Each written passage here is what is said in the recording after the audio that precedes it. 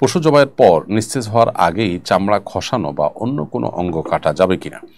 পশু জবের পর পশুর পুরো প্রাণ সঞ্চারিত হয়ে বের হয়ে পরিপূর্ণভাবে তার মৃত্যু নিশ্চিত হওয়ার আগ পর্যন্ত তার চামড়া ইত্যাদি কাটাকাটি করা এটা অনুচিত কাজ, কারণ এতে পশুর কষ্ট হয়। অহেতুক পশুকে কষ্ট দেওয়া এটা নাজায়েজ কাজ এবং মাকরুহ তাহরিমি। নবী সাল্লাল্লাহু আলাইহি সাল্লাম বলেছেন, ইন্নাল্লাহা কাতাবাল ইহসানা আলা কুল্লি শাই। সহিহ মুসলিমের হাদিসে তিনি বলেছেন, আল্লাহ তাআলা প্রত্যেকটা বস্তুর সাথে ইহসান করাটাকে আমাদের জন্য আবশ্যক করে দিয়েছেন। ফাইদা যাবাহতুম ফাহসিনুজ যিবহাতা ওয়া ইযা কাতালতুম ফাহসিনুল কিতলা। কাউকে যদি বিচারিক কারণে বা যুদ্ধের ময়দানে হত্যা করতে হয়, সেখানেও তুমি নির্মমতা অবলম্বন করবে না তোমরা। আর পশু জবাই করতে হলে সেখানেও নির্মমতা অবলম্বন করতে যাবে না। তো এই সমস্ত হাদিসের আলোকে আমাদেরকে অবশ্যই যথাসম্ভব সহনশীল হতে হবে এবং আপনার পশুর আপনার জবের পর পরিপূর্ণ নিস্তেজ হওয়া পর্যন্ত সবর করতে হবে। তার আগেই চামড়া ছেঁড়া বা পায়ের রগ ছেঁড়া যাবে না।